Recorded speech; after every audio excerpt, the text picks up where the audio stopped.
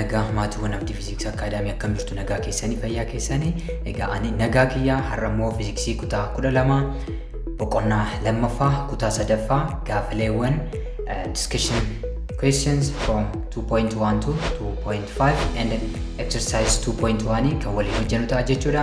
Kanaafuu isinis chaanalichaaf keessummaa taana maaliif duree subscribe gochuudhaan maatii ta'a.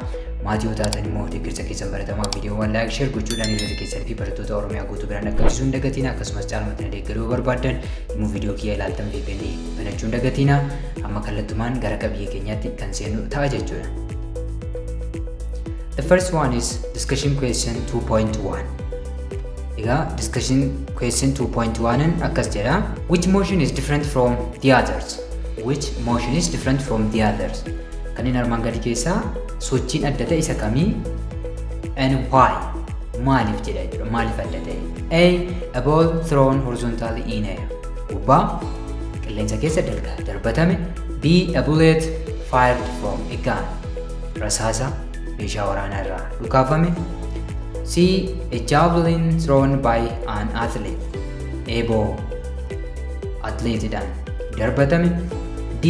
A bird flying in the air. Simbira qilleensa keessa balali'aa jirtu. Kanneen keessaa kan adda ta'e kamiin jedha jechuudha. Kanaafuu A yoo ilaaltan kubbaan qilleensa keessa darbatame jalqaba initial velocity qabaata malee sanaan booda acceleration due to gravity qofaan to'atama jechuudha. Rasaasni qawweedhaan dhukaafames akkasuma. Eeboon atleetiidhaan darbatames akkasuma. Garuu deebiin keenya maal ta'a jechuudha kan adda ta'e D. A bird flying in the air. Simbira yookiin allaattii qilleensa keessa balali'u. Sababni isaas maaliif ibsuu dandeenya jechuudha. The bird flying in the air is different because it actively controls its motion by flapping its wings. Gitanii amma simbirti qilleensa keessa balali'u tokko sochii isaa maal gochuu danda'a? To'achuu danda'a jechuudha. Yeroodha gara yerootti it can control its motion. Sochii isaa yeroodha gara yerootti maal gochuu danda'a jechuudha? To'achuu yookiin immoo jijjiiruu danda'a jechuudha. Unlike the other objects, ball, bullets, and javelin, which follow passive projectile motion under gravity. Sadan hafan gara olii suni maal hordofu jechuudha? Sochii projectile motionii kan hordofan ta'a jechuudha. The bird can adjust its speed. Speed isaa dabaluu danda'a. And direction. Simbirti kallattii isaa illee jijjiiruu danda'a. While the others move in parabolic paths. Sadan hafan garuu carraan isaanii sochii paraboolaa yookiin immoo daandii paraboolaa kan fakkaatu kana hordofuudha jechuudha. Hundi isaaniitu sochii akkamii hordofu? Hin darbatamu. Fakkeenyaaf jalqaba hundumti isaaniitu asii yoo darbataman sochii bifa kana gaggeessu jechuudha qilleensa keessa. Sochii bifa kana gaggeessu. Sochiin kun immoo projectile motion jedhama jennee dubbannee jirra jechuudha. So sadan eenyeen ball, bullet and javelin jechuudha. Sadan isaanii. Allaattiin garuu maal gochuu dandeessi? Yoo barbaadde ol ka'uu dandeessi, gadi bu'uu dandeessi, speedii dabaluu dandeessi, directionii dabaluu dandeessi.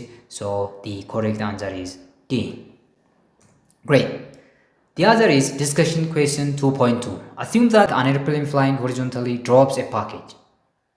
Planein yookiin immoo aircraftiin xiyyaarri dalga deemaa jiru tokko flying horizontally dalga deemaa jira jechuudha. Two drops a package. Qodaa hidhamaa yookiin immoo paakejii wayii ganda baadiyyaa takkaaf maal godha jechuudha? Gadi buusa jechuudha. What kind of motion is performed by the package? Qodaa xiyyaarri gadi buusu kanaan sochiin taasifamu sochii gosa kamiiti jedhee nu gaafata jechuudha. And draw the trajectory of the package. Daandiin paakejiin kun yookiin immoo qodaan xiyyaarri buusu kun deemuu danda'u kaasi jedha jechuudha. As the package hits the ground at the village, where is the aircraft? Yemmuu paakejiin kun yookiin immoo qodaan xiyyaarri gadi galakkisu kun lafa ga'u xiyyaarri immoo eessa gahaa jedhee nu gaafata jechuudha.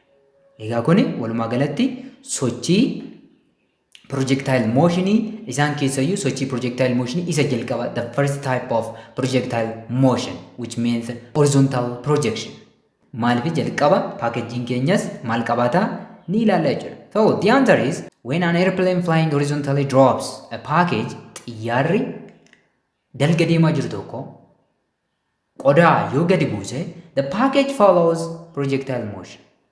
Sochiin projectilein gaggeessu yookiin immoo paakejiin gaggeessu projectile motion ta'a jechuudha. Kanaafuu what type of or what kind of motion is performed by the package is a projectile motion. The type of motion is projectile motion. It moves forward with the airplane's horizontal velocity while accelerating downward due to gravity, creating a parabolic trajectory. Egaa daandiin trajectory kun hordofu maal ta'a jechuudha? Parabolic ta'a jechuudha. Dalgarra kan deemu with the airplane's horizontal velocity. Sochiidhuma yookiin immoo ariitiidhuma jalqabaa xiyyaara jalqaba itti deemaa tureen deema jechuudha. Ariitiin dalgaa isaa maal ta'a jechuudha? The initial velocity of airplanes along x component or horizontal component. Gara gadiitti immoo giraafiitiidhaan yookiin immoo guula harkisa lafaatiin to'atamuudhaan daandii maalii qabata jechuudha? Daandii paraboolaa qabata jechuudha. Daandii paraboolaa qabata. Fakkeenyaaf xiyyaarri keessan iddoo kana ture yoo jenne kuni xiyyaara keessanii haa jennu. Xiyyaarichi iddoo kana yoo ture kuni xiyyaara haa jennu. Egaa drawingiin kiyya sirrii miti isin sirreeffadhaa kaasaa. Xiyyaarri iddoo kana ture yoo ta'e paakeejii yommuu gallakkisu yommuu fakkeenyaaf iddoo kana ga'u paakeejii gallakkisaa jennu paakeejiin kuni astireetii gadiin kufu yookiin immoo firii fooliin gaggeessu jechuudha. Akkamitti kufaa? Sochii piroojeektaayilii yookiin immoo daandii paaraaboolaa kutaa darbe keessatti baranne san hordofa jechuudha bifa kana. Kanatti kufaa jechuudha. Iddoo kanatti maaltu kufee jechuudha? Paakeejii keenya yookiin immoo qodaa xiyyaarri buusuu barbaade santu kufaa jechuudha. Iddoo kanatti kufaa jechuudha. Kanaafuu daandiin isaa maal ta'a jechuudha? Daandii paaraaboolaa hordofaa jechuudha. Parabolic path ta'a jechuudha. Daandiin isaa daandii maaliiti kan jedhe jechuudha. Trajectory isaa kaasii waan nuun jedheef. Then the last one is at the package hit the ground at the village, where is the aircraft? Yommuu paakeejiin dhufee iddoo kana ga'u xiyyaarri eessa jira jedhee nu gaafata jechuudha. Kanaafuu deebiin keenya at the package hit the ground. Yommuu paakeejiin yookiin immoo qodaan xiyyaarri buusuu barbaade kun lafa ga'u the airplane is directly above it. Above what? Above the package. Assuming constant speed or horizontal constant speed. Maaliif ariitiin dalgaa paakeejii kana ariitii maalii ta'a jenneedha? Ariitii dalgaa xiyyaara keenya dalga deemaa ture waan ta'eef jechuudha. Ariitiidhuma dalgaa maalii ta'a? Xiyyaaraa ta'a. Kanaafuu ariitiin dalgaa xiyyaarri qabaatuu fi ariitiin dalgaa paakeejiin kun qabaatu konistaantii yookiin wal fakkaataa waan ta'eef yommuu paakeejiin kun lafa ga'u xiyyaarri dhufee eessa jira jechuudha? Iddoo kana jira jechuudha. Istireetii bakka eenyutti itti kufeetti bakka paakeejiin itti kufeetti xiyyaara keessan bifa kanaan argattu jechuudha. Kanaafuu yommuu wantoonni lafa ga'u xiyyaarri istireetiidhaan yookiin immoo sarara sirriidhaan gubbaa maalii jira? Gubbaadhuma paakeejii san jira jechuudha. Sababni isaas maaliif? Vx is constant. Horizontal velocity'n constantidha jenneerra jechuudha.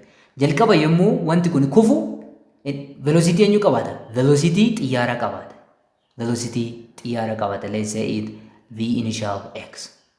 V initial x kun iddoo hundatti dhaabbataadha jenneerra jechuudha. Kanaafuu v initial x is equals to vx waan jenneef amma dhaqee lafa rukututti ariitiin paakeejiin kun dalga ittiin deemu ariitiidhuma jalqaba xiyyaara itti deemaa tureen ta'a jechuudha. Kanaafuu deebiin keessan isa kana ta'a isinii galeera jedhee yaada gaafittaan nutti dabalu. The third one is discussion question 2.3. It goes like this. Question number 1. A projectile is fired in such a way that its horizontal range is equal to 3 times its maximum height. Projectilein tokko yookiin immoo wantoota tokko qilleensa keessatti kan darbatame akka maal ta'utti jedha? Reenjiin isaa harka 3 maximum height isaa yookiin immoo hojjaa olaanaa isaa akka ta'utti darbatamee jira. So what is the angle of projection jedhee nu gaafata jechuudha. Kanaafuu kofni projectilein kun itti darbatame hammam ta'a yookiin immoo meeqa ta'a jedhee nu gaafata jechuudha. So ammasitti giivanoota keenyaaf fudhan. Okay, given range is equals to 3 times of maximum height, h max or capital H. Then which one is the required? The required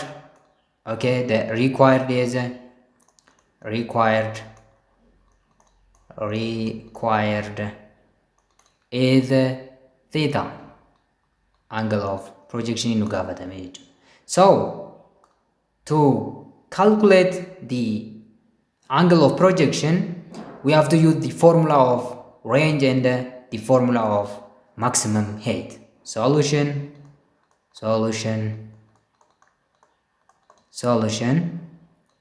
Okay, we know that R is equals to 3h, and R means, or range is equals to V initial square sine of twice of theta over acceleration due to gravity. Kana ta'uu ni beekna jechuudha. Range keenya isa kan akka ta'e ni beektu jechuudha. Egaa kun akkamitti akka ta'u viidiyoowwan darban duubatti deebitanii ilaaluu dandeessu jechuudha. So then kan biraa immoo kan nuyi qabnu maalidha? Maximum height keenya jechuudha. The maximum height of the object will be V initial square sine square of theta divided by 2g. Kun immoo formula maximum height keenyaati jechuudha. Formula maximum height keenyaati right. Maal jenneerare R is equal to 3h jenneerra waan ta'eef kanaan booda maal goonare R is h is formula keenyaan bakka buufanna jechuudha. Range jechuun okay, range jechuun maal jenne V initial square sine of twice of theta divided by g is equals to 3 times V initial square sine square of theta over 2g jechuu dandeenya jechuudha. Then termiiwwan wal fakkaataa balleessuu dandeenya jechuudha. Termiiwwan wal fakkaataa balleessuu dandeenya. Termii wal fakkaataa eenyu V initial square-tiin asitti balleessuu dandeenya. Acceleration due to gravity balleessuu dandeenya jechuudha. Then kan nu hafu maal ta'a? Sine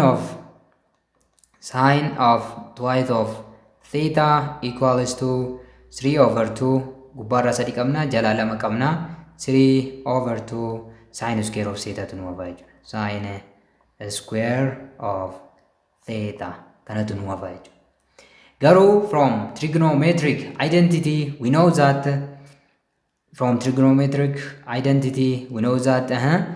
sine of twice of theta is equals to 2 times sine of theta times cosine of theta. Kana ta'a jechuudha. Kun kennama keenya. Akkasumas sine square theta jechuun immoo sine square theta is equals to sine of theta times sine of theta. Kana ta'a jechuudha. Kana jechuun maalirra jirra? Equation keenyarra kanarra jira jechuudha. Kanarra geenyerra. Sine of twice of theta equals to 3 over 2 sine square of theta jenneerra jechuudha. Then isaan kanaan bakka buufanna. Maal ta'u yeroo sana? Sine of twice of theta jechuun 2 times sine of theta cosine of theta is equals to 3 over 2 sine theta times sine theta times sine theta. Then amma sine theta gamalachuu jira. Kanaafu maal gochuu dandeenya jechuudha? Simplify gochuu dandeenya jechuudha. We can cancel sine theta from both side. Side lamaan irraa bifa kanaan haquu dandeenya. Yeroo sana maaltu nu hafa? 2 times cosine of theta is equals to 3 over 2 sine of theta. Sine tokko qofa balleessine isheen tokko jirti waan ta'eef jechuudha. Amma criss cross yemmuu baay'isnu maal arganna? 4 times cosine of theta is equals to 3 sine of theta. Amma trigonometric function gama tokkotti lakkoofsa immoo garama tokkotti fidachuu ni dandeenya jechuudha. Kanas yemmuu goonu maal ta'a jechuudha? Sine of theta over cosine of theta is equals to cosine theta gama kanarraa as ceesifne jechuudha. Kanaafuu 3 immoo garanatti ceetii jechuudha. Yeroo sana maal ta'a jechuudha? 4/3 ta'a jechuudha. 4/3 ta'a jechuudha. Then sin theta over cosine theta jechuun immoo maal jechuudha? Tan of theta jechuudha.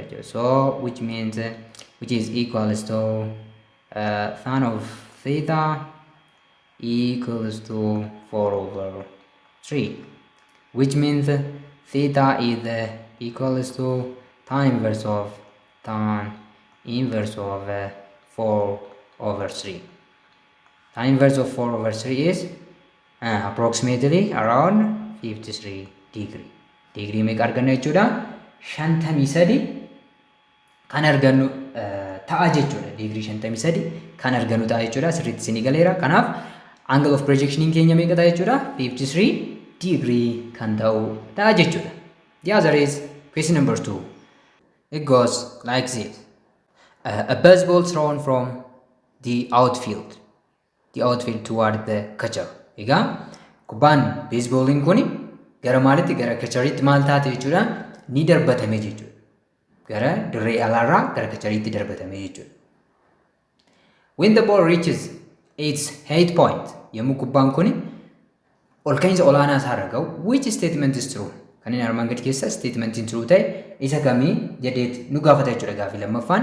A. Its velocity and its acceleration are both 0. Fakkeenyaaf kubbaan asirraan bifa kanaan yoo darbatame, asirraan akkanatti yoo darbatame, yes, asirraan bifa kanaan yoo darbatame, maksimameetiin isaa iddoo kana yoo ta'e, kun giraawundii keenya yoo ta'e, kun giraawundii keenya yoo ta'e, kun maksimameetii ta'a jechuudha. So iddoo kanattidha jechuudha gaafiin keenya. Iddoo kanatti kamtu dhugaadhaan nuun jechaa jira jechuudha. Its velocity and its acceleration are both 0. Acceleration isaatis velocity isaatis 0 ta'a jechuudha. Is it? Its velocity is not 0. Velocity isaa 0 hin ta'u jedhee jechuudha ariitiin isaa. But its acceleration is 0. Is it? Velocity 0 hin ta'u yookiin ariitiin 0 hin ta'u guulli immoo 0 ta'a jedhee jechuudha. Its velocity is perpendicular to its acceleration. Maximameetii kana irratti velocitiin isaa accelerationidhaaf perpendicular ta'a jedhee jechuudha. Its acceleration depends on the angle at which the ball was thrown. Acceleration isaa angle kubbaan itti darbatame irratti fakkeenyaaf iddoo kana angle theta yoo jiraate theta kana irratti hundaa'uun jechaa jira jechuudha. Kamtu sirriidha kanneen keessa fakkeenyaaf tokkoffaa ilaala. Ariitii fi accelerationin 0 dha jechuudha. So accelerationin sochii projectile motion yeroo kamiyyuu maalidha jenneerra? G dha yookiin immoo acceleration due to gravity dha jechuudha. So asirratti acceleration maal hin ta'u? 0 ta'uu hin danda'u jechuudha.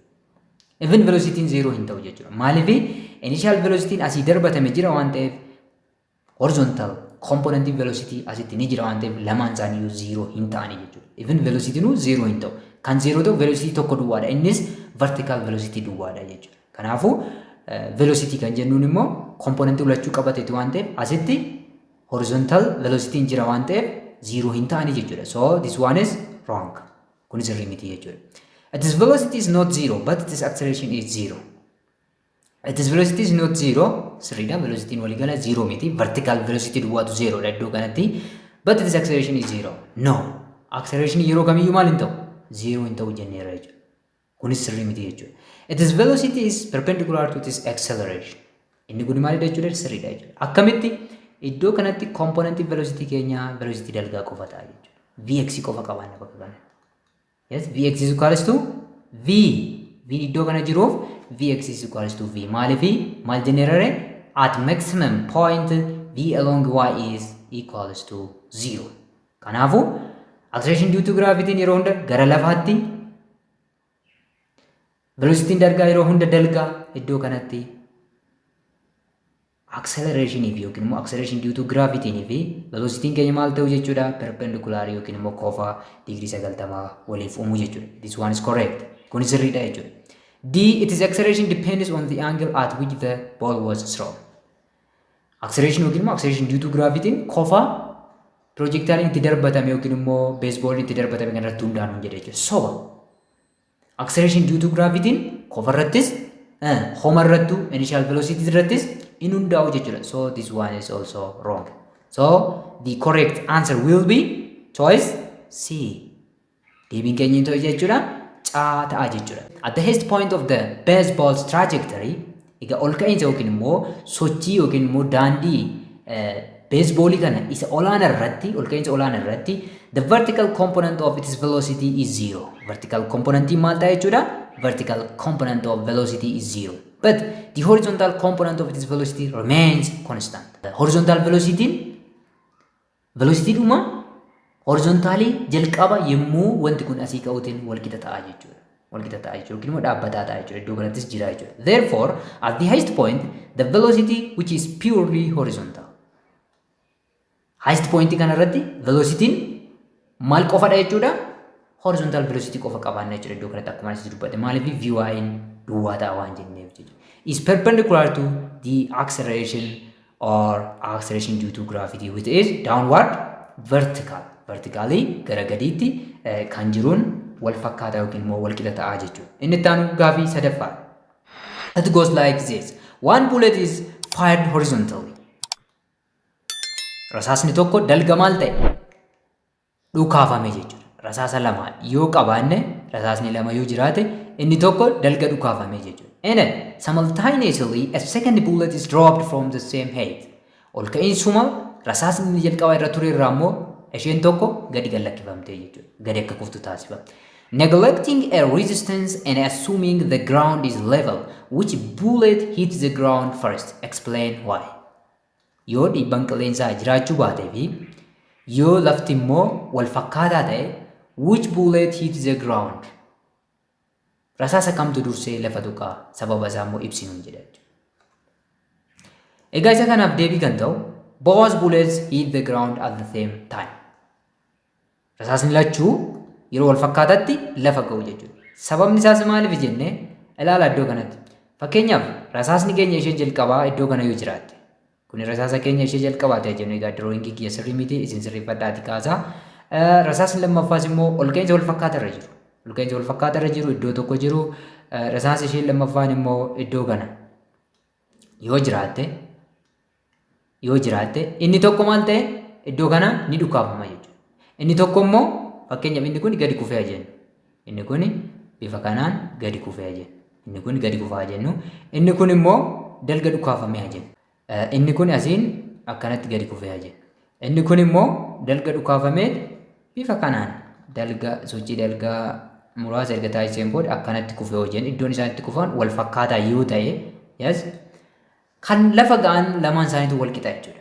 Akkamitti kun ta'uu danda'a jechuu dandeessu jechuudha. Sababni isaas inni kun Vx isaa maalidha? Vx isaa 0dha jechuudha. Inni asii gadi kufu kun jechuudha. Inni asii dalga dhukaafamu kun immoo maal jennee daree yeroo darbe waa'ee projectile motion yemmuu dubbannu the horizontal motion and the vertical motion are independent of each other. Wal irratti hundaa'an jechuudha. Vx kun sochii asii gadee buleetii kana yookiin rasaasa kana murteessuu hin danda'u.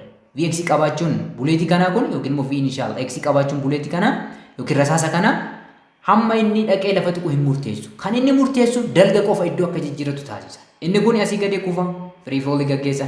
Inni kun immoo dalga samma ta'e deema free fall hin deema. Free fall maal qofaan to'atama? Only by acceleration due to gravity.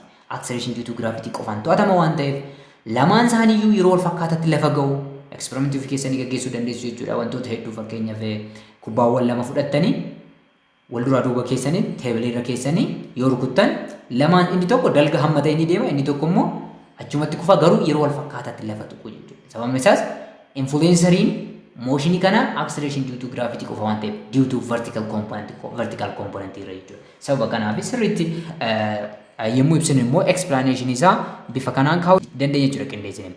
Bullet fired horizontally. Fakkeenyaaf rasaasa dalga dhukaafame sana waa'ee isaa yemmuu dubbannu this bullet has an initial horizontal velocity. Inni dalga dhukaafame sun maal qaba jechuudha? Komponentii dalgaa ariitii qaba jechuudha yookiin immoo ariitii komponentii dalgaa ni qabaata jechuudha. But its vertical motion is governed by gravity alone. Ammas vertical motion isa akkuma sila dubbachaa ture maal qofaan to'atama? Gravity yookiin immoo acceleration due to gravity qofaan to'atama jechuudha. As it travels forward gara fuulduraatti yemmuu inni deemu it also begins to fall downward at the same rate as any object in free fall due to gravity. Ammuma dalga deemuun sakandii dalga deemu keessatti gadi kufaas ni deema jechuudha. Akkuma maalitti akkuma rasaasa wal ka'iinsa wal fakkaataa irra jiraachuu qabu jechuudha. Ol ka'iinsi isaanii wal caala yeroo adda addaatti kufu. Kanaafuu ol ka'iinsa wal fakkaataa irra wantoon biraa yoo jiraate garaagarummaan jiru inni tokko dalganii deema. Inni kun immoo asumaan gadi kufa malee yeroo wal fakkaataatti lafa tuqu jechuudha. Isa kana sirriitti hubachuu qabdu jechuudha. It also begins to fall downward at the same rate as any object in free fall due to gravity. Gadi kufuus ni jalqaba jechuudha. Buleetiin kufaa jirtu sana immoo yoo ilaallu the bullet starts from rest. Buleetiin amma maal ol ka'iinsa ta'e irraa kufa waan ta'eef zero irraa kaati jechuudha. Fell straight down under the influence of gravity. Ammas influenceriin eenyudha jechuudha? Gravity dha jechuudha. Acceleration due to gravity dha. Both bullets experience the same gravitational acceleration. Rasaasonni lachuu acceleration due to gravity wal fakkaataa 9.8 meter per second square maal godhu jechuudha irratti dalageeffama jechuudha. The horizontal motion of the first bullet does not affect its vertical motion. Horizontal motioning vertical motioning affect hin godhu yookiin immoo dhiibbaa irratti hin gaggeessu jennee irra deddeebinee dubbannee jirra jechuudha. Sirriitti qabadha. Since both bullets are released from the same height, they will take the same amount of time to reach the ground. Kanaafuu buleetiin yookiin immoo rasaasni lachuu iddoo wal fakkaataa irraa waan kufaniif yeroo wal fakkaataa keessatti lafa tuqu yookiin immoo lafa ga'u jechuudha. Thus, neglecting a resistance, both bullets hit the ground simultaneously. Yoo dhiibbaan qilleensaa jiraachuu baate rasaasni lachuu yeroo wal fakkaataa keessatti maal godhu jechuudha lafa ga'u jechuudha. Yeroo wal fakkaataa keessatti kan lafa ga'an ta'a jechuudha. Baay'ee gaariidha. Gaaffiin itti aanu discussion question 2.4. It says ball and B are kicked at an angle of 37 and 53 with the horizontal respectively with the same initial velocity v naught. Kubbaan A fi kubbaan baan kuni kofoota 37 fi 53 tartiiba maal ta'anii jechuudha dhiitamanii jechuudha. Initial velocity lamaan isaaniitu wal fakkaataa ture jechuudha. Which ball travels A the maximum horizontal displacement. Range guddaa yookiin immoo maximum horizontal displacement kan deemu kubbaa isa kamii? A dha moo B dha jedhee nu gaafata jechuudha. B the maximum height. Maximum height guddaa kan deemu eenyu jedhee nu gaafata jechuudha. So, mee giivenoota keenyaa baafannu kana hojjechuudha. Given okay theta A koofni kubbaan aan itti dhiitame meeqadha? 37 degree. 37 degree. Theta B koofni kubbaan baan itti dhiitame is 53 degree. And B initial A is equals to V initial B which is equals to V initial or V naught jenne bakka buufannu wal qixa waan ta'eef jechuudha. And also acceleration due to gravity is equals to 10 meter per second square jennee haa fudhannu. Egaa yoo isinii kennamuu baate isin 9.8 fayyadama garuu yeroo baay'ee 10 meter per second square tu kennama jechuudha. Isaan kana fayyadamneet maal goone jechuudha kamtu range guddaa deema kamtu immoo maximum height guddaa qabaata kan jedhu kubboota lamaan kana kubbaa A fi B waliin madaalchifnaa jechuudha. So the required one is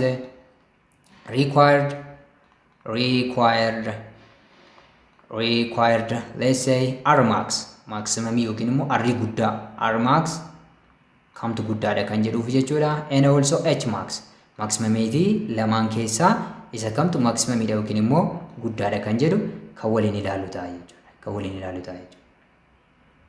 Isa kana yemmuu forru solution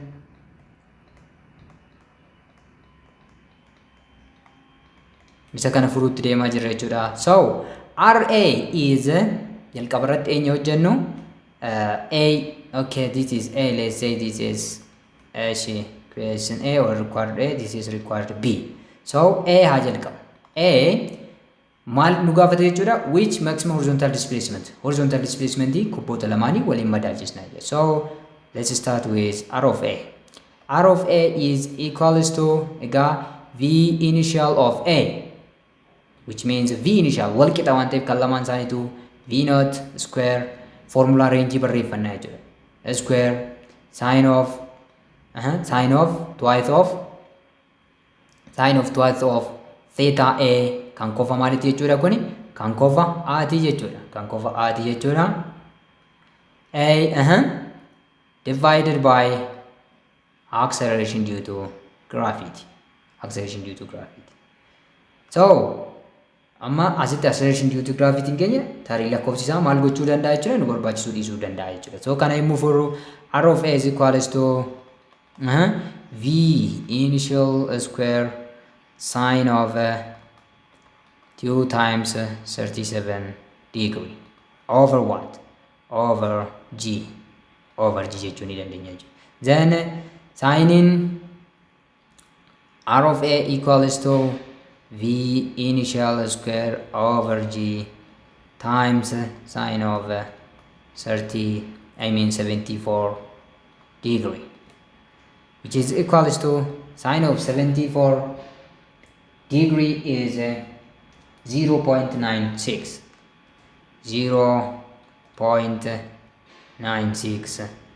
v initial square over g arganna jechuudha. Kuni maalidha jechuudha? Kuni range a keenyaati jechuudha. Range a keenyaati jechuudha. Range b yommuu dabalu r of b equals to v initial square b dha jechuudha. Kuni v initial b jechuun v initial dha wal qixa jenneerra sine of twice of theta b jechuun 53 degree dha jechuudha. So over g formulaan keenya over g dha jechuudha. So r of b is equals to v initial square over g times sine of 2 times 53 degree. Then this is equals to v initial square over g sine of 106 degree. Sine of 106 is again 0.96, which is v 0.96 v initial square over g arganna jechuudha. Kun maal nutti agarsiisa? This indicates that r of a is equals to r of b. So kana maal jennee conclude gochuu dandeenya jechuudha. So both balls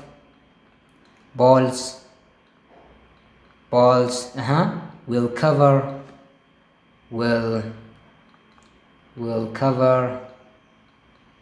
the same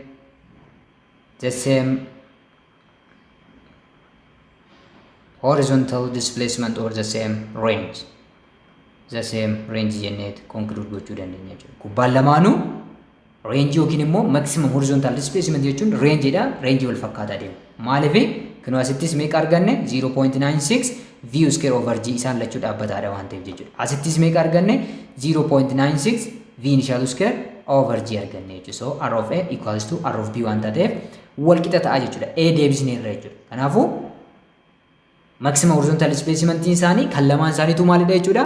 Wal fakkaataa yookiin immoo wal qixa jechuudha.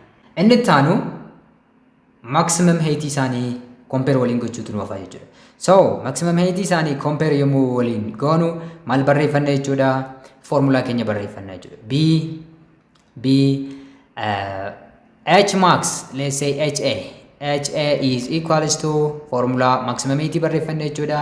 V initial square sine square of theta A,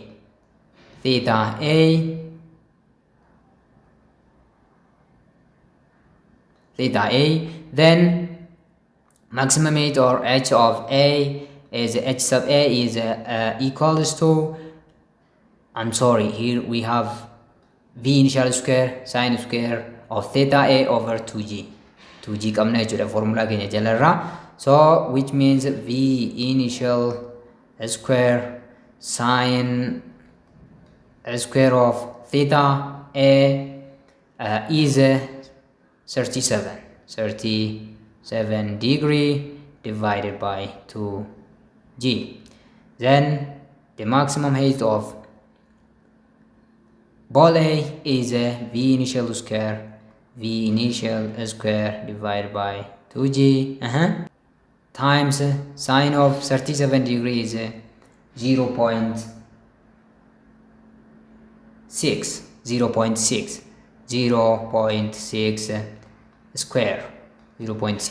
square.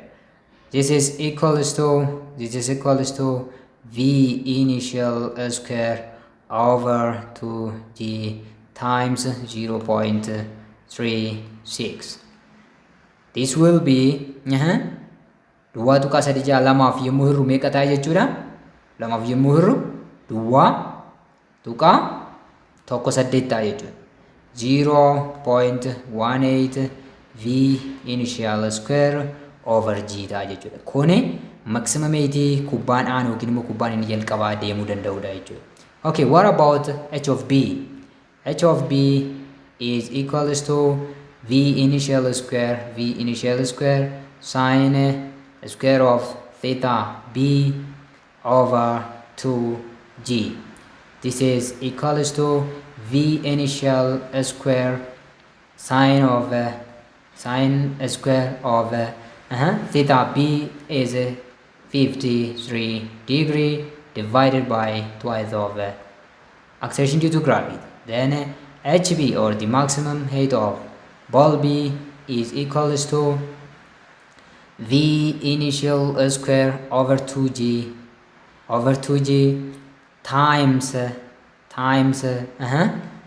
sine of 53 is 0.8, which means 0.8 square. Then 0.8 square is 0.64 v over over 2 here. We can write 2 here over 2 over 2 times v initial square over g. Egaa over 2g kan jettu kana lakkoofsa jalatti variable immoo variable jalatti yookiin immoo g kudhan bakka buustanii hojjechuu dandeessu jechuudha. Tokkuma isinii dhufa. So this is equals to 0.64 divided by 2 is 0.32, isn't it? 0.2 v square over g ta'a jechuudha. So kuni maal nutti agarsiisa? Which one is greater? Is it 0.8 or 0.32 is greater? So the second, or 0.32 is greater. So 0.32 v initial square over g is greater than 0.18 v initial square over g, which means hb is greater than ha. Kana jechuun maal jechuudha re? Kana jechuun maal jechuudha? Then we can conclude ball B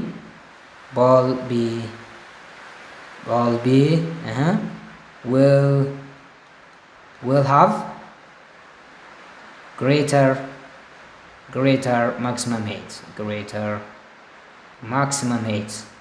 we can say h. So amma kubbaa isa lammaffaatu maal qabaatu jechuudha? Maximum height guddaa qabaata jechuudha. Egaa ni yaadattu yeroo darbe waa'ee kofoota walitti hidhamanii digrii 90 dhufanii sirriitti yaadattu jechuudha. Akkam ta'u kofoonni suni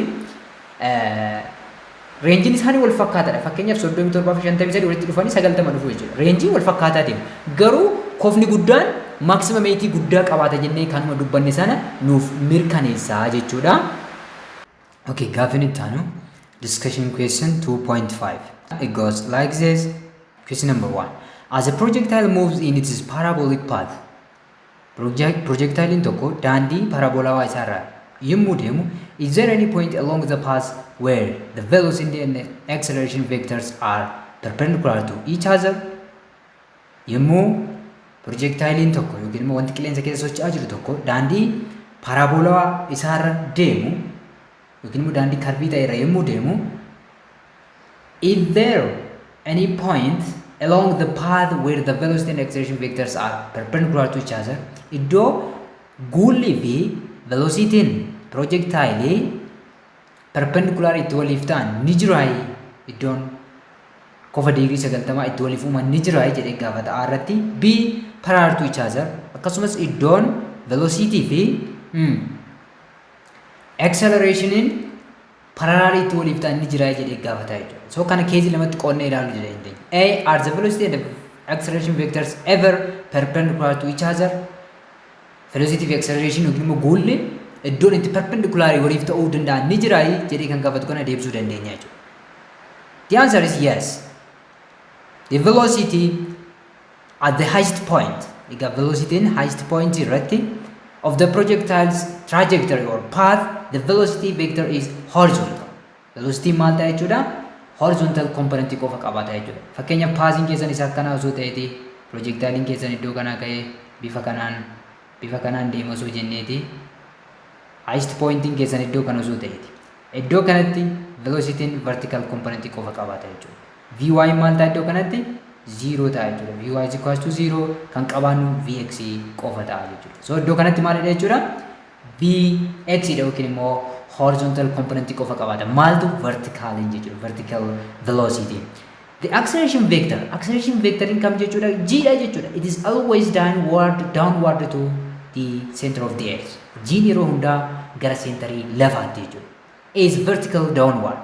Since one vector is horizontal, sababa vector is a velocity.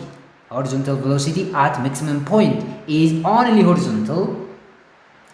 The other is vertical. Which one? Acceleration.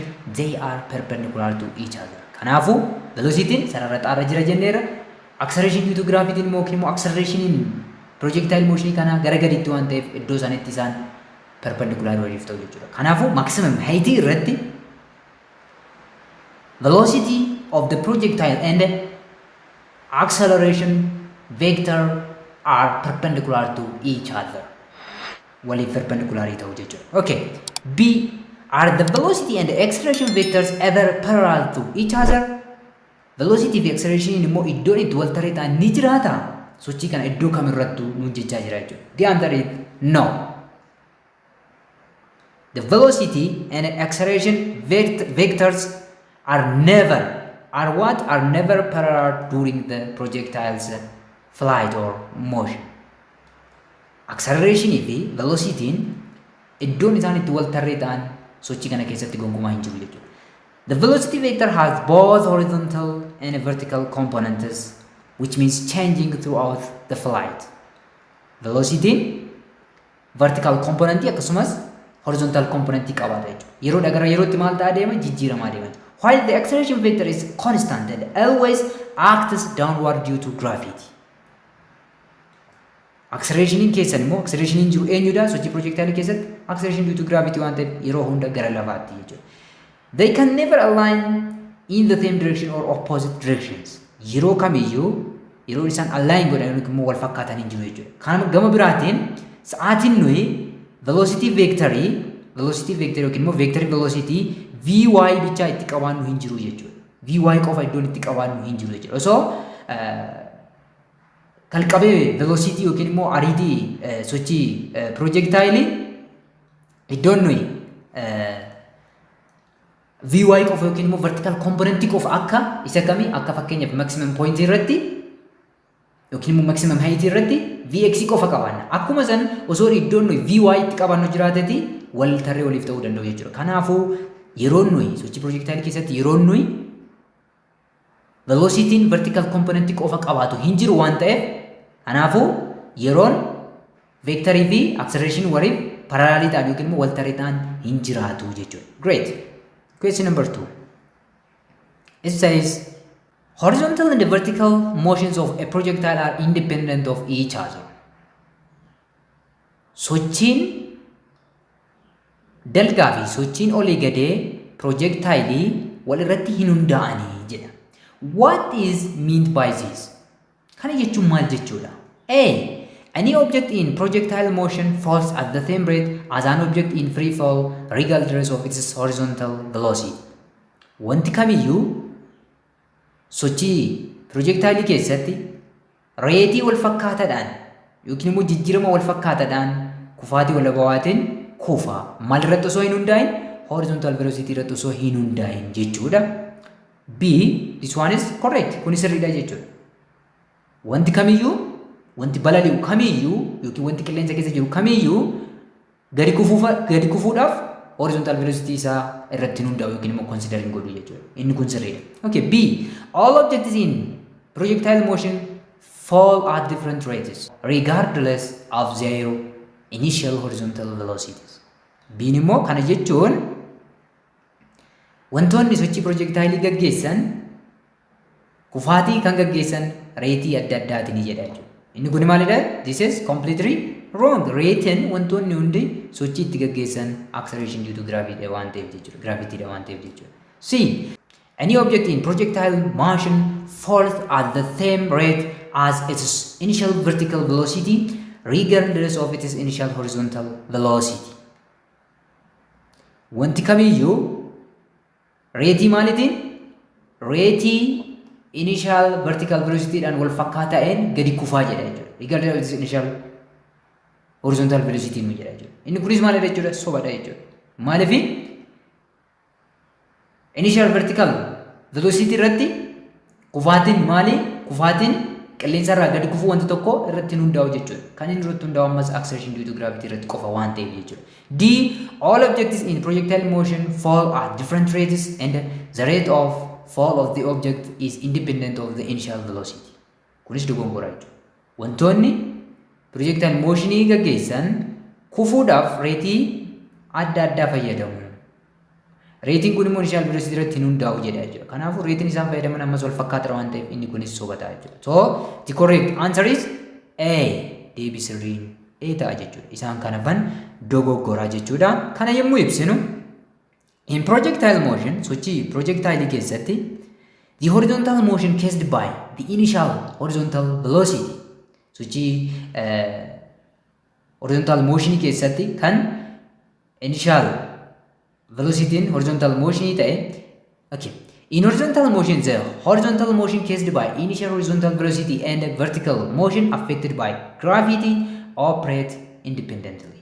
Sochii projectile keessatti ariitiin dalgaa fi yookiin immoo sochiin dalgaa fi kan initial horizontal velocity dhaan to'atamu yookiin immoo sababa ta'u akkasumas vertical motioniin sochiin olii gadee kan gravity dhaan to'atamu of danda'uudhaan hojjetu yookiin immoo walirratti hin hundaa'ani jechuudha. Sochiin dalgaa fi sochiin olii gadee walirratti hin hundaa'ani. The horizontal velocity does not influence how quickly the object falls vertically. Horizontal velocity'n wanti tokko dafee yookiin suuta jedhee lafa ga'uu isaa irratti hin hundeessu yookiin immoo dhiibbaa irratti hin taasisu jechuudha. Horizontal velocity yookiin immoo velocity'n dalgaa wanti tokko lafa ga'uu isaa irratti dhiibbaa homaatu hin gaggeessu jechuudha. Dalga deemuu isaa irratti qofa dhiibbaa gaggeessa akkuma sila waa'ee xiyyaaraa dubbanne sana jechuudha. So, asitti wanti nuyi conclude gochuu dandeenyu all projectiles regardless of their horizontal speed experience the same gravitational acceleration approximately 9.81 meters per second square and thus fall at the same rate as an object in free fall.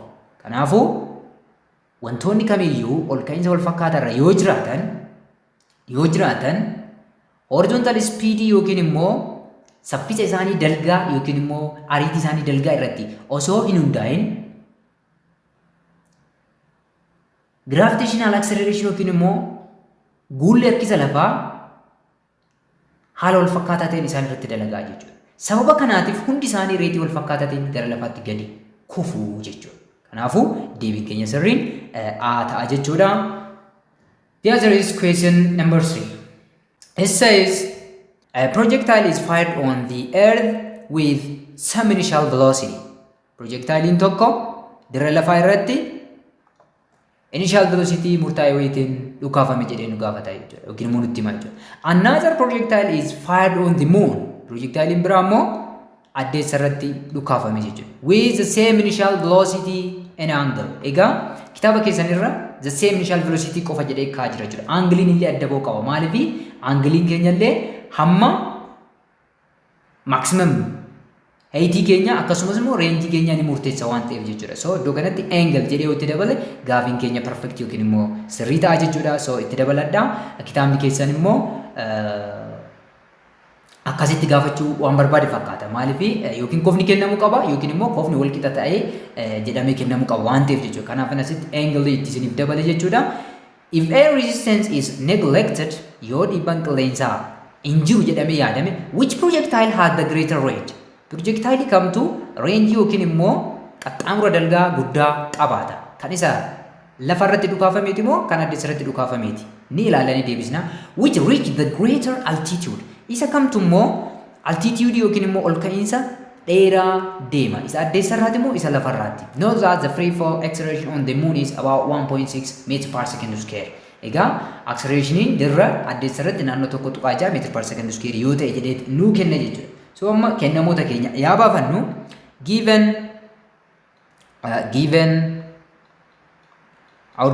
the first one is initial velocity, isn't it? The initial velocity of an object on Earth is equals to initial velocity of the object that is fired on the moon. Let's say it v naught or v initial. Kallamaan isaaniitu v initial jennee haa fudhannu. Okay. If air resistance is and also angle keenyas wal fakkeeffachuu qabna jechuudha dirqama. Theta of the object on the earth is equals to theta of object on the moon. Kallamaan isaaniitu wal fakkaataadha. So let's say it or call it theta. Theta jennu kallamaaniitu jechuudha. Then if air resistance is neglected, air resistance is or drag force is 0, which projectile has greater range? Range guddaa kan qabu kam nuun jedha jechuudha. So acceleration due to gravity maal gochuu qabna jechuudha? Fudhachuu qabna jechuudha. Kan lafaa kudhanaa fudhannu acceleration due to gravity of Earth or around Earth is around 10 meter per second square. Egaa yoo isinii kennamuu baate isin qorumsa garaagaraa irratti 9.8 meter per second square fayyadamuun dagatiina. Nuyi amma yeroo keenya qusachuuf 10 meter per second square fayyadamna jechuudha. Acceleration due to gravity on the surface of moon is about 1.6 meters per second square. Then the required one is the first, which one can go the larger range. Range guddaa kan deemu kam required R A R max range guddaa kan deemu isa lafaati moo isa addeessarraati. The second one is which reach the greater altitude, which means H max. Greater altitude yookiin immoo ol ka'iinsa guddaa kan deemu objectii isa lafarratti dhuka'eeti moo isa lafarraa dhuka'eeti moo isa addeessarraa dhuka'eeti kan jedhu deebisna jechuudha. Iddoo kanatti bifa kanaan qooddannu. Then solution gara furmaata keenyatti yemmuu deemnu solution.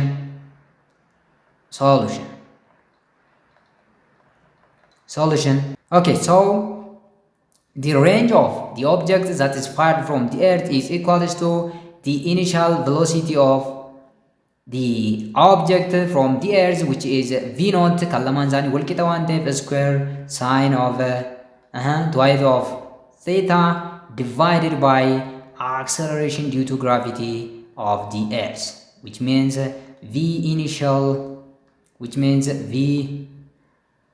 initial square sine of twice of theta divided by 10 meters per second square. Isa kana ta'a jechuudha. Kan maaliiti kuni? Kan dirra objectii dirra lafarraa maal ta'eeti? Objectii dirra lafarraa dhukaafameeti jechuudha. Then the range of the object that is fired from the surface of the moon is initial velocity square sine of twice of theta divided by acceleration due to gravity of the moon, which means equals to v initial square sine of twice of theta divided by 1.6 meters per second square. Isa kana ta'a jechuudha. Then amma velocity kana lamaan argine lakkoofsa tokko inni gubbaa kun wal fakkaataadha. V square sine of twice of theta jedha. Asittis v initial square sine of twice of theta jedha. Fakkeenyaaf kun lakkoofsa 5 ta'e yookiin 10 ta'e 10 hiruu fi 11 tuqaa 6 hiruun kam takka caalu ni beektu jechuudha. This implies that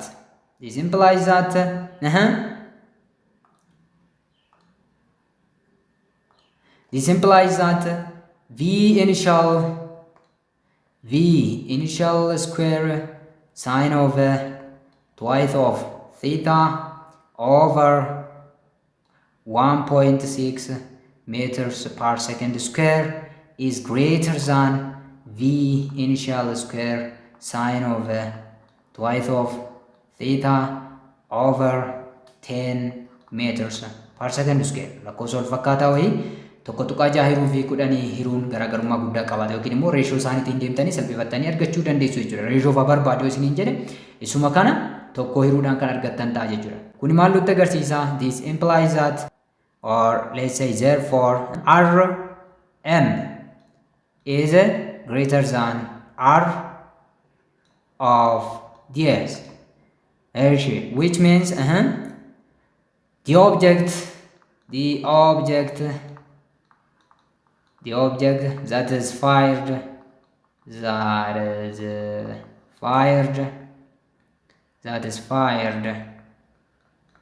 on the moon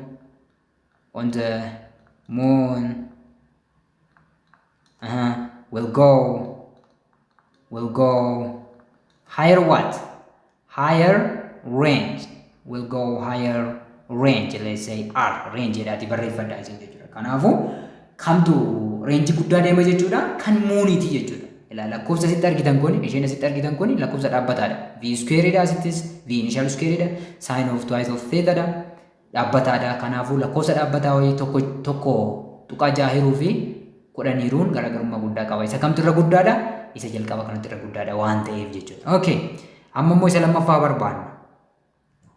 Maal barbaanna amma immoo maximum height isa kamiitu caala kan jedhu immoo barbaaddanna jechuudha. Then the maximum height h of the object that is fired from the earth will be v initial square sine square of theta divided by twice of acceleration due to gravity of the earth. Isa kana ta'a jechuudha. Kana jechuun v initial square sine square of theta divided by 2 times 10 meters per second square ta'a jechuudha. Kana salphistanii yommuu keessan v initial square sine square of theta divided by 20 meters per second square. Isa kana ta'a jechuudha. Kun amma inni gubbaa kun lakkoofsa dhaabbataadha isiniin jedheera. Lakkoofsonni kun osoo isinii kennamanii bakka buustanii kaa'uu dandeessu jechuudha. Then kan maalii barbaannaa? The maximum height that may cover or that may reach by the object that is fired on the moon. Let's say hm. H sub m is equals to v naught square sine square of theta divided by twice of acceleration due to gravity of the object on the moon, or acceleration due to gravity of the moon, which is equals to v initial square sine square of theta divided by 2 times 1.6 meters per second square. Kana baay'istanii yommuu keessan maal argattu? V naught square sine square of theta divided by 2 times 1.6 is 3.2 meters per second square. This implies that ammas maal isinitti agarsiisa jechuudha. Inni gubbaa lakkoofsa dhaabbataadha isiniin jedheera. Earthifis moonifis qofnis wal fakkaataa fudhanne initial velocities wal fakkaataa fudhanne jechuudha. Kanaafuu lakkoofsa tokko 20 hiruu fi 3.2 hiruun kamtu caalaa jechuudha? 3.2 inni hirame guddaa ta'a jechuudha. Kanaafuu this implies that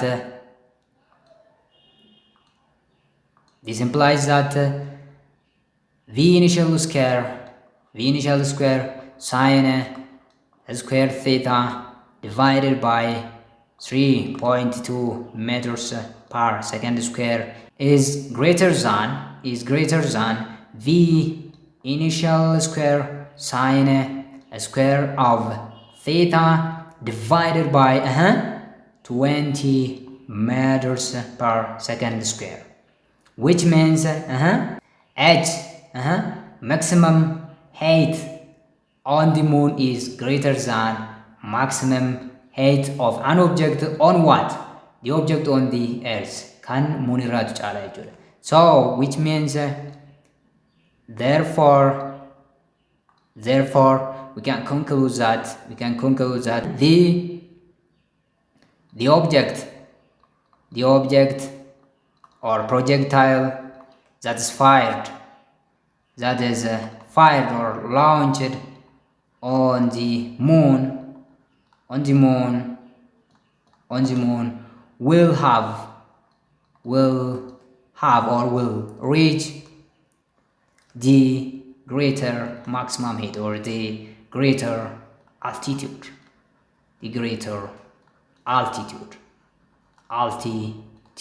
Kanaafuu altitude guddaan akkasumas range guddaanis kan deemamu eessarratti jechuudha? Dirra addeessarratti jechuudha. Kanaafuu acceleration due to gravity kun hariiroo faallaa qabaachuu yookiin immoo indirect proportionality range akkasumas maximumity faana qabaachuusaa asumaan kan nutti agarsiisudha jechuudha. Tarii amma gaafilee konseptii keessatti acceleration due to gravity egaa hiruudha waan ta'eef wanti tokko hin hiramaaf yoo ta'e hariiroo inverse proportionality akka qabu ni beektu jechuudha. Kanaafuu guulli fi maximumity hariiroo faallaa waliin qabaatu. They have inversely proportionality, and also the acceleration due to gravity of the mass or the planet and range also have inverse proportionality, not direct proportionality. Hariiroo walii faallaa kan qabaatanidha jechuudha. Inni taanuu fi inni dhumaa exercise 2.1.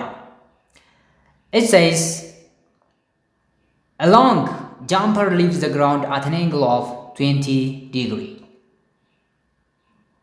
Atleetiin fageenya dheeraa utaalu tokko lafarraa koofaa 20 degreedhaan utaaleedha above the horizontal at the speed of 11 meter per second. Saffisni isaa jalqabaa meeqadha jechuudha? 11.2 meter per second. How far does he jump in the horizontal direction? Gara dalgaa irratti hammam utaalaa? Kana jechuun range hammamii deema yookiin immoo maximum horizontal displacement hammamii deema jedhee nu gaafate jechuudha. What is the maximum height reached? Maximum heightiin immoo inni asii olee deemuu danda'u maalidha kan jedhu nu gaafate jechuudha. Kanaafuu formulaa range fi maximum height egaa sammuutti hin qabatiin asiin jedhee formuloota kana nu asirratti yeroo qusachuuf fayyadamna malee kutaalee darba keessatti akkaataa baranneen drive gootanii fidachuu qabdu jira. Yeroo kamitti yeruma qorumsa irratti illee salphaadha waan ta'eef formuloota keessan shanan sanarraa UM equation kan jennu uniform accelerated motion sanarraa drive godhadhaatii fidadha. Malee xiqqooshni dheeratu waan ta'eef sammuutti yoo qabattan gaarii hin ta'u jechuudha. Achirraa fidachaa deema. Kana hin dagatina. Kanaafuu amma fakkeenya keenyaa fudhanna. Given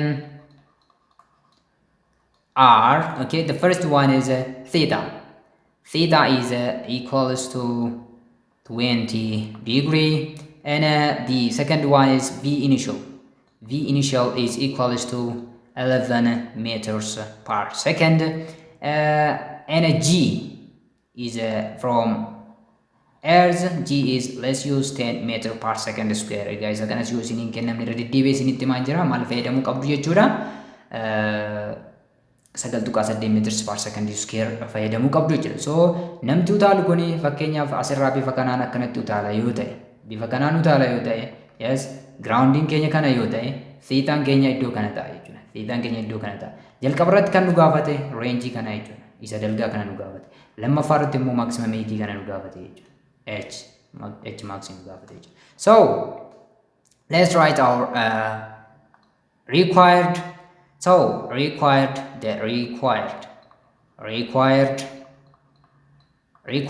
are R or range, and also capital H maximum height. Okay, let's solve for our required. So solution, we know that R is equals to V initial square sine of twice of theta divided by G, which means V initial is equals to 11 meters per second square times sine of 2 times 20 degree over 10 meters per second square.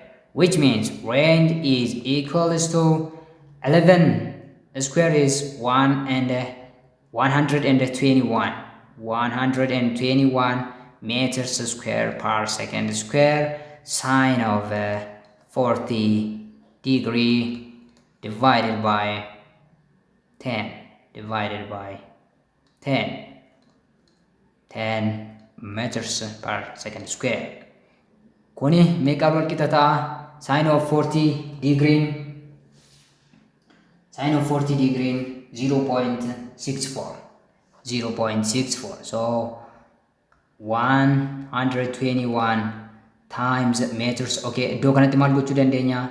Second square dhaan salphisuu dandeenya.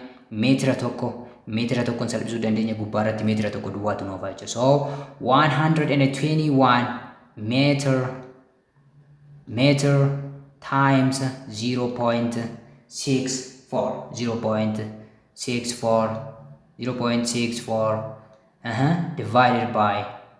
divided by 10, which is equals to 121 duwwaatuqa jaafuriin yommuu baay'istan meeqa ta'a jechuudha? 77 tuqaa 4 ta'a jechuudha. 77 tuqaa 4 ta'a jechuudha. Which means 77.44 meters by 10. Kudhaniif hiruudhaan arganna jechuudha. Kana kudhanii yommuu hiruu reenjiin keessa meeqa ta'a jechuudha? 7 tuqaa 4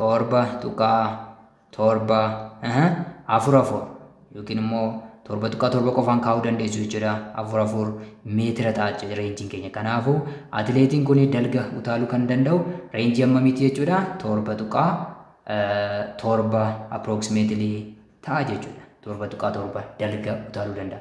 Ol ka'iinsi asii olee inni deemuu danda'u yoo qofa kanaan hammam ta'a kan jedhu immoo barbaanna jechuudha. So maal fayyadamna jechuudha? Formula maximum height fayyadamna jechuudha. Okay, h capital or maximum height is equals to initial velocity square or the square of initial velocity times sine square of theta divided by twice of acceleration due to gravity, which is equal to b initial is 11 meters per second square times sine square of theta is 20 degree divided by 2 times 10 meters per second square ta'a jechuudha. Then h is equals to, or maximum height is equals to the square of 11 is 121 meters square per second square. Maaliif unitiin keenya square ta'a waan ta'eef jechuudha. Booda nuuf dhufa. So saayiniin 20 duwwaa tuqaa 3 so 0. Egaa saayinii square of qofa jechuun saayinii sana erga argattaniin booda square taasiftu jechuudha. Saayinii 20 ni barbaaddu, sanaan booda saayinii argattan san square gootu jechuudha. So 0.34 square divided by 20 firtuu jechuudha. Divided by 20 meters per second square. Egaa asumatti meetira tokkoon salphisuu dandeenya jechuudha. Parii waan ta'eef kunis second square dhaan salphisnaa meetira tokko duwwaatu gubbaa irratti nu oofaa jechuudha. This is equals to kana yemmuu salphistan 121 meetira times 0.34 square yemmuu gootan 0.12 argattu jechuudha. Tilmaamaan 0.12 divided by 20. Isa kana immoo 20 firuudhaan argattu jechuudha. So h is equals to 121 duwwaa tuqaa 1 yemmuu baay'istan 14 tuqaa 5 arganna jechuudha. 14 tuqaa 5 arganna jechuudha. Which is 14.52 meters divided by 20 digdamaaf irra jechuudha. Isa kana 20 yemmuu hirtan meeqa argattu? 0.726 argattu jechuudha. 0 around 0.73 meter maximum height hamma kana deemuu danda'a jechuudha. Kanaafuu foormulootuma keessan jalqabarraa kaatanii derive godhachuu shaakaluu duwwaadha jechuudha kan isinirraa eegamu. Egaa walumaa galatti kanan har'aaf qabadde isiniif dhiyaadde isa kana fakkaata ture. Kanaafuu isinis chaanalicha subscribe hin godhin jirtu taana maal eegduree subscribe gochuudhaan maatii ta'a. Maatii yoo taatan immoo deeggarsa keessan baratamaa viidiyoowwan like share gochuudhaan hiriyoota keessaniif barattoota Oromiyaa guutuu bira dhaqqabsaa. Akkasumas PDF viidiyoo kana dabalatee kanneen biroo argachuu barbaaddan chaanalii Telegiraama keenya join gochuun dagatiina. Viidiyoo itti aanu kanaan amma wal arginutti fayyaa nagaa naaf ta'a. Waan ta'a.